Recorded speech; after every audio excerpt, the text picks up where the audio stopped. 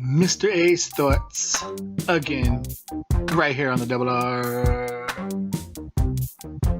T Boxing Show. The Double RT Boxing Show, dragging on the net,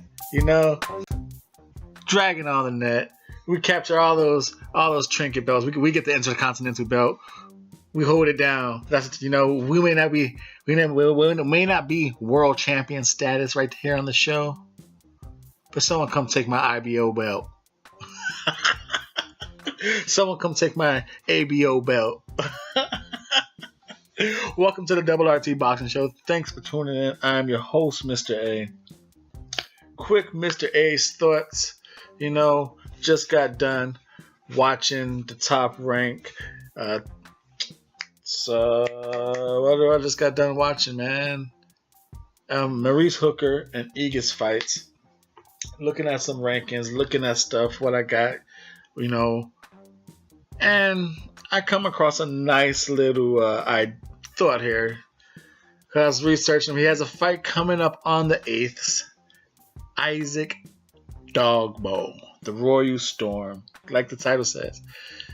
Can 2019 be Issac Dogboe's, man? Just think about this, folks. This is why it's Mr. A's Thoughts. If you have not subscribed, already subscribe. Please subscribe.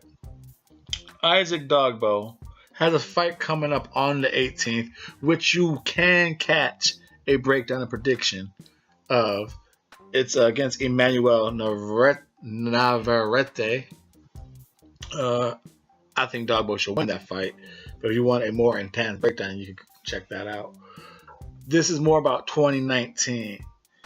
So in making this fight, that means he's going to defeat number 2. Number 1 is Diego De La Hoya, which would have been a good fight, but that's a whole nother video, a whole nother conversation.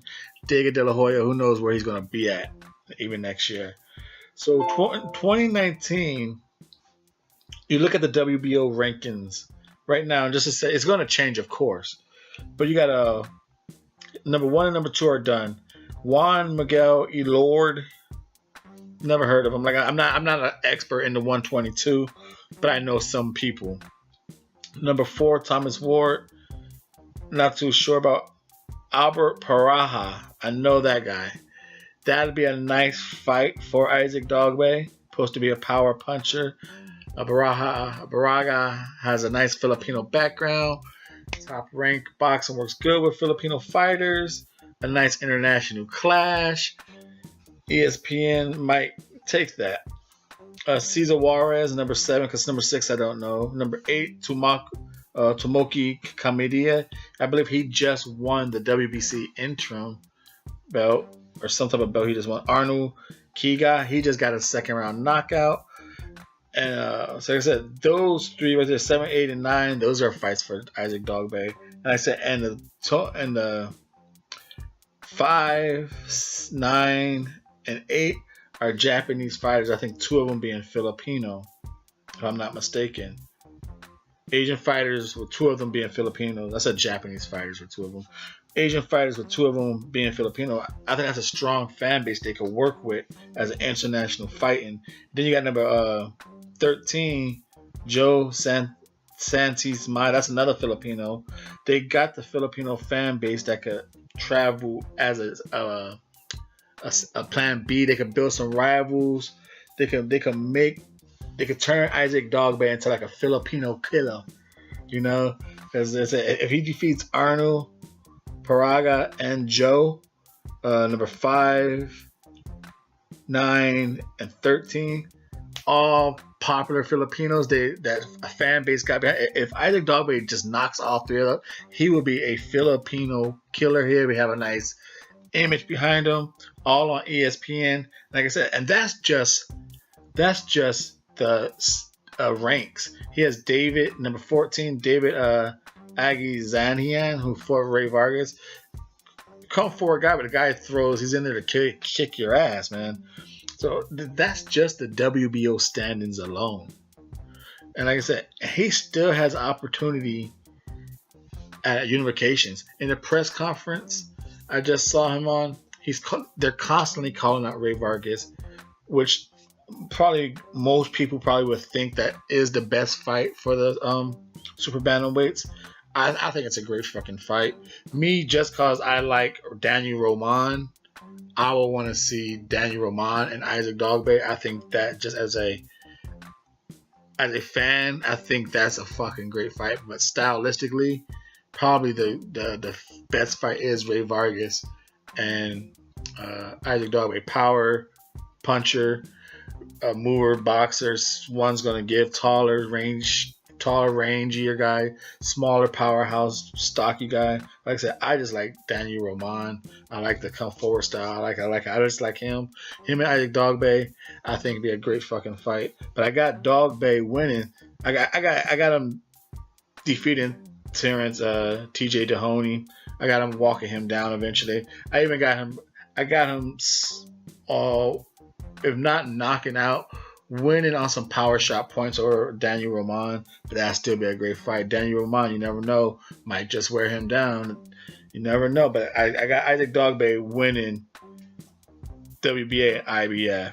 The WBC Ray Vargas, if he catches him, he can knock him out. But like I said, with the height and the reach and the movement, you see why those factors are there. But Issac Dogboe and his team see no problem with that. Bring that smoke. You know, is there fire over there? Is that real? Is it real hot over there? Bring that smoke. You know, and the best thing about that press conference I saw, it was what Issac Dogboe said. And to be honest, he's gonna be real good in it. What's gonna help him have an opportunity to own 2019. You know, he's on ESPN, of course. The dude can fight, of course. But this is America. An image sells, story sells. Issac Dogboe can speak English very well. You know, he can do all his storytelling himself. When he wants to tell the great things of his country, Ghana, he could tell them himself. He can reach and capture an audience, not through a translator. You know, his country is gonna have a English speaking voice that gonna bring a whole story to the country of Ghana. So his fighting physically in the ring and his presence and his storytelling and his voice is gonna help him win 2019. But obviously, he needs to win these fights. And like I said, I like it, take it for the positive or make it a negative. Him speaking English very well can make him a quicker superstar. Like I said, he has stories. He's a great loved man. He does things for Ghana. Ghana loves him. And speaking of Ghana loving him, the thing he said in the press conference, ESPN co-promotion, of course, Top Rank. They saw his fan base in Ghana and they want to do a fight in Ghana. ESPN want to do a broadcast in Ghana. And if you've been watching and just paying support to the WRT Boxing Show with your host, Mr.A, watching the videos, watching the shows, the hour-long shows, I talk about random things. And I said, my 5, as I'm researching and fights and stuff, my top 5 audiences is from around the world. Like I like Japan audience, I like Argentinian audience, but my number 1 audience was a Ghana audience. The music they play, that little drums and the crowd, it gets people. Like I think I was watching a Tago fight. I forgot who else. I was like that drum in the background, and I was like, oh shit, it's feeling like a warrior. If ESPN is able to get the talent of Issac Dogboe beating the shit out of somebody with that music going live and the Ghana crowd, that is going to be a hit TV moment. Because they're going to be like, oh, look at the love and support Issac Dogboe is getting from his country. He's a strong countryman. Oh my God, it's going to be such a great story capturing moment in America from a foreigner. I'm telling you. And he speaks English well. that moment right there is going to sell. It's going to be like an ESPN classic moment because Issac Dogboe is going to knock some dude the fuck out with his country, supporting him with some great music. Like I said, that's just my 2019 thoughts of Issac Dogboe that could possibly believe. He has, like I said, with the ESPN deal of Top Rank, like the only thing you have to think about, okay, all that's happening. He got the WBO rankings. He got the champions, and what else? You have to think, who does Top Rank have? That's where it gets a little, but it still works. Who does Top Rank have to fight him on ESPN? This is at his weight, 122. Carlos Castro's 21-0, 9 KOs. Francisco De Vica, 19-0, 6 KOs. Santos Ortega, 3-0.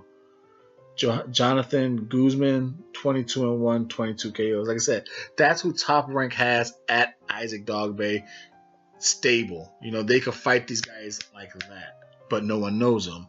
But at 126, 4 pounds above Issac Dogboe, maybe Issac Dogboe goes up for some money fights or some popular, or maybe they go down and fight him. You got Shakur Stevenson, crazy big fucking fight. Oscar Valdez, crazy fight, 126. If Issac Dogboe wants to fucking hey, everyone's going up. Issac Dogboe will fucking fight him for ESPN, national television. Nicholas Walters, Top Rank could fucking drain him back down to 122. Send him to Issac Dogboe, a Jamaican versus a Ghanaian. Nice fight. ESPN. Then you got, I believe he's 118. 118. Michael Conlan. Now, damn well he ain't going to fucking fight no Issac Dogboe, but it's just talking about super fights. If he could fight Michael Conlan, the Irish young superstar prospect, those fan bases, the Irish fan base, the Ghana fan base on ESPN, drums and kilts and bagpipes. See what I mean? The stories, like I said, Issac Dogboe could have a super 2019. What do you think? This is the Double RT Boxing Show. I'm your host, Mr. A. Mr. A's thoughts. Thank you for tuning in.